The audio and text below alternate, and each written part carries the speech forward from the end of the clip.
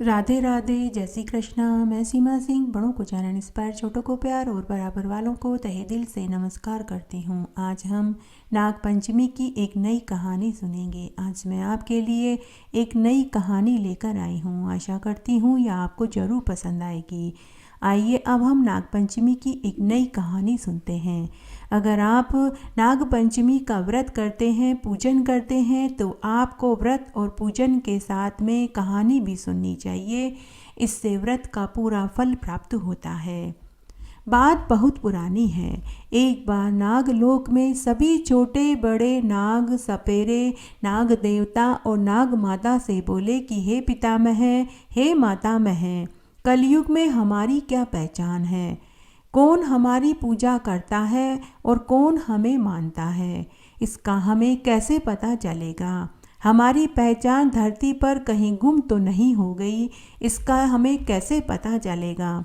तब उनके दुख और परेशानी को जानकर नाग देवता ने उनसे कहा कि हे नागों, ईश्वर ने, देवों के देव महादेव ने नाग पंचमी का दिन हमारे लिए सुनिश्चित किया है। तुम्हारा कहना सोचना सही है, इसलिए मैं खुद धरती पर जाकर धरती के लोगों की परीक्षा लूँगा और देखूँगा कि कौन नाग पंचमी के दिन हमारी पूजा करते हैं और व्रत करते हैं। जो नाग पंचमी के दिन हमें पूजेंगे, व्रत करेंगे, मैं उन्हें दुनिया के सभी सुख प्रदान कर दूंगा और जो नहीं करेंगे उन्हें मैं शाप दे दूंगा। तब नाग देवता और नाग माता अपने एक नाग पुत्र को लेकर धरती पर पहुंच गए। उन्होंने एक व्रत दंपति का वेश धरा तथा उन्होंने अपने नाग पुत्र को भी मानव पुत्र का रूप दिया। उस दिन नाग पंचमी का दिन था। तब नाग दंपति घूमते घूमते एक गांव में पहुंचे। वहां गांव में उन्हें एक सपेरा मिला जो सांप को टोकरी में लेकर बीन बजाता हुआ गांव में इधर उधर घूमकर भिक्षा मांग रहा था। लेकिन कोई भी सपेरे को न तो भिक्षा दे रहे थे और न ही नाग को दूध पिला रहे थे। नाग दंपति ने उस सपेरे से पूछा कि अरे भाई, यहाँ तुम्हारा कैसे गुजारा होता है? कैसे तुम अपना और अपने नाग का पेट भरते हो? तो सपेरा दुखी होते हुए बोला कि अरे भाई, क्या बताऊं, बड़ी मुश्किल से गुजारा होता है। कभी कोई अन्न दे देता है तो कभी कोई भला आदमी मेरे सपोले को दूध पिला देता है, नहीं तो मुझे जंगल से लकड़ी बीन कर बेचना पड़ता है। उसी से मैं अपना और अपने परिवार का और मेरे इस सपोले का पेट भर पाता हूँ। तब नाग देवता ने सपेरे से कहा कि अरे भाई, आज तो नाग पंचमी का दिन था, इतना बड़ा त्योहार है, आज के दिन भी तुम्हें और तुम्हारे नाग को कुछ नहीं मिला? तो उसने मना कर दिया। यह सुनते ही नाग देवता को बड़ा क्रोध आया। तब नाग दंपति अपने पुत्र को लेकर एक हवेली नुमा मकान में गए और उनका दरवाजा खटखटाया तो उसमें से एक बहुत पैसे वाले सेठ सेठानी बाहर आए। तब नाग माता ने कहा कि सेठ जी, मेरा पुत्र 2 दिन से भूखा है, कृपया मेरे बच्चे को दूध पिलाने के लिए कुछ पैसे दे दीजिए, ज़्यादा नहीं तो 1 कटोरी दूध ही दे दीजिए। ऐसा सुनते ही दोनों सेठ सेठानी को गुस्सा आया और वे बोले कि जाओ यहाँ से, हमारे पास तुम्हें देने के लिए न रुपया है और न ही दूध है। और फिर नौकरों से कहकर उन्हें धक्का देकर अपनी हवेली से निकाल दिया। नाग दंपति अपने पुत्र को लेकर गांव के अनेक घरों में गए, लेकिन किसी ने भी उनकी मदद नहीं करी। फिर वे गांव में राजा के महल में पहुंच गए, लेकिन राजमहल में भी किसी ने सहायता नहीं करी। नाग दंपति ने देखा कि आज तो नाग पंचमी थी, लेकिन कोई भी स्त्री पुरुष नागों की न तो पूजा कर रहा था, न किसी ने व्रत रखा था, न ही कोई नाग और सर्पों को दूध पिला रहा था। तब नाग देवता क्रोधित होते हुए अपने पत्नी से बोले कि हे प्रिय, नागलोक में सभी नागों और सर्पों का कहना बिल्कुल सही था। यहाँ धरती पर कोई भी हमारी पूजा नहीं करता, न ही सर्पों को कोई दूध पिलाता है। भगवान महादेव ने हमारे लिए नाग पंचमी का दिन सुनिश्चित किया था कि आज के दिन सभी स्त्री पुरुष नागों और सर्पों की पूजा करेंगे, उन्हें दूध पिलाएंगे और व्रत रखेंगे, तो हम उन्हें वरदान के रूप में धन, पुत्र, वैभव देंगे और उन्हें सर्पों के भय से मुक्त कर देंगे। हे देवी, आज धरती का यह दृश्य देखकर मैं अत्यंत दुखी हो गया हूँ। आज मैं इन्हें शाप दे दूंगा।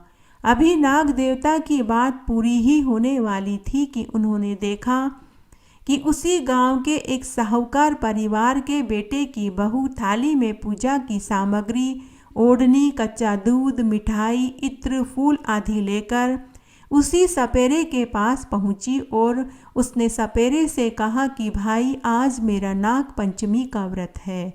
आज मैं नाग की पूजा करना चाहती हूँ, तो क्या तुम अपने नाग को टोकरे में से निकाल दोगे? तब सपेरे ने नाग को टोकरे में से निकाला। साहूकार के बेटे की बहू ने नाग की पूजा करी, उसे दूध पिलाया, मिठाई खिलाई। उसके बाद सपेरे की पूजा करी, उसे कपड़े दक्षिणा के रुपए दिए। जब नाग दंपति ने साहूकार के बेटे को नागपंचमी की पूजा करते देखा तो वे उसके पास गए और बोले कि बेटी, हम और हमारा बच्चा 2 दिन से भूखे हैं, क्या हमें भोजन और हमारे बच्चे को दूध मिलेगा? तो साहूकार के बेटे की बहू बोली कि जरूर मिलेगा, आप मेरे साथ मेरे घर चलिए। तब साहूकारनी उन्हें घर लेकर आई, उन्हें खीर, पूड़ी, हलवा, मिठाई खिलाया और बच्चे को दूध पीने के लिए दूध दिया। तब जब वो जाने लगे तो उन्होंने साहूकार के बेटे की बहू को पूरी सच्चाई बताई कि हम नाग देवता और नाग माता हैं। हम आज नागलोक से धरती के लोगों की परीक्षा लेने आए थे। पुत्री, तुम अपनी परीक्षा में सफल हुई हो। हम तुम्हें वरदान देते हैं कि तुम, तुम्हारा परिवार अढलक संपत्ति के मालिक बनोगे। तुम्हारा वंश हमेशा फलेगा फूलेगा। 10 दिशाओं में तुम्हारा यश फैलेगा। अगर तुम्हारे पितर नरक में भी होंगे तो इसी क्षण उन्हें स्वर्ग का वास मिलेगा। और उन्होंने साहूकार की बहू को साक्षात दर्शन दिए। साहूकार के बेटे की बहू ने उन्हें प्रणाम किया। फिर वे सभी अंतर्ध्यान हो गए। रातों रात साहूकार परिवार अढलक संपत्ति के मालिक बन गए। उनका घर धन धान्य से भर गया। पूरे गांव में यह खबर आग की तरह फैल गई। उधर गांव में प्रजा के साथ राजा भी दरिद्र हो गया। हर परिवार में कोई न कोई बीमार पड़ गया। पूरी प्रजा के साथ राजा को भी अन्न का टोटा पड़ गया। पूरी प्रजा के साथ राजा से भी अन्न देवता रुष्ट हो गए। तब सभी गांव वाले और राजा साहूकार के घर पहुँचे और धन धान्य और अमीर होने का राज पूछा। तब साहूकार के बेटे की बहू ने कहा कि नागपंचमी के दिन नागों की पूजा करनी चाहिए, उन्हें दूध पिलाना चाहिए और व्रत करना चाहिए। हे महाराज, मैंने नागपंचमी के दिन नागों की पूजा करी, व्रत रखा और दान पुण्य किया। यह उसी का फल मुझे मिला है।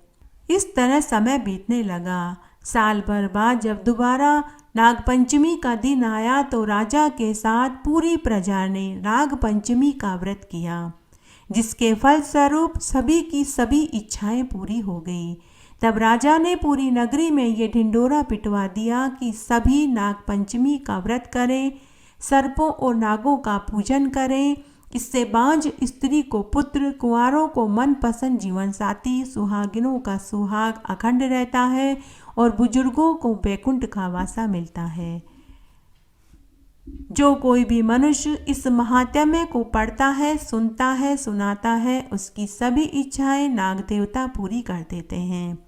घटती हो तो पूरी हो, पूरी हो तो परवान चढ़े, भूले बिसरे नाम तेरे भंडार में भरे। इस प्रकार आज मैंने आपको नागपंचमी के दिन सुनी जाने वाली एक नई कहानी सुनाई। आशा करती हूँ यह आपको जरूर पसंद आएगी। मेरे साथ बने रहने के लिए आपका धन्यवाद। आगे की कथा कहानी के लिए भी आप इसी तरह मेरे साथ बने रहें। धन्यवाद।